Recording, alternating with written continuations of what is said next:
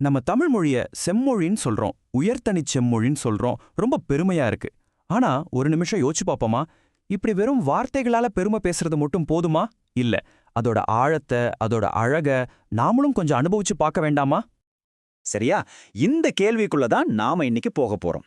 ஒரு மொழியோட உண்மையான பெருமைங்கிறது அதோட ஸ்பெஷல் விஷயங்களை புரிஞ்சுக்கிட்டு அதோட நுணுக்கங்களை நாம யூஸ் பண்றதுல தான் இருக்கு இல்லையா?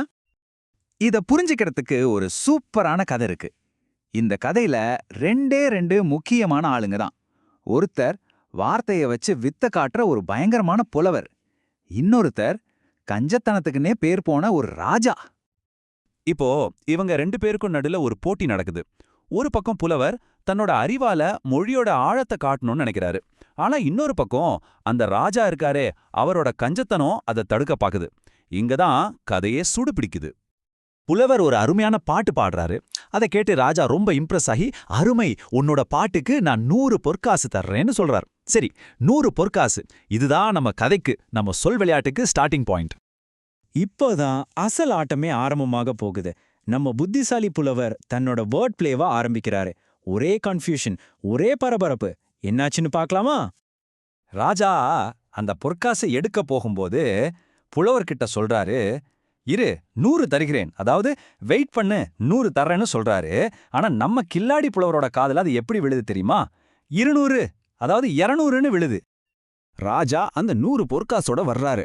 வந்ததும் புலவர் முதல் கேள்வியே கேட்கிறாரு.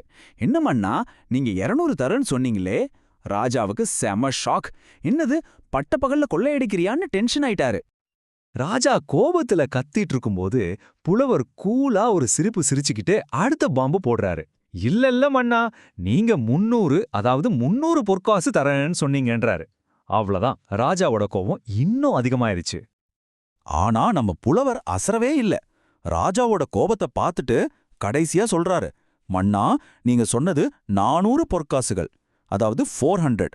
இப்ப ராஜாவுக்கு கோபத்தை விட திகைப்பு தான் அதிகமாயிடுச்சு. கோபத்தோட உச்சிக்கே போன ராஜா புலவருக்கு ஒரு சான்ஸ் கொடுக்கறாரு. சரி, நீ சொன்ன இந்த கிறுக்குத்தனமான கணக்குக்கு ஒரு நல்ல விளக்கத்தை கொடு. நீ சொல்றது கரெக்டா இருந்தா நீ கேட்ட மொத்த தங்கமும் உனக்கு தான்.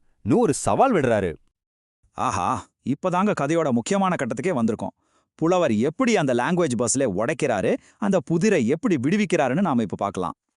சரி வாங்க, இத கொஞ்சம் டீப்பா பாப்போம்.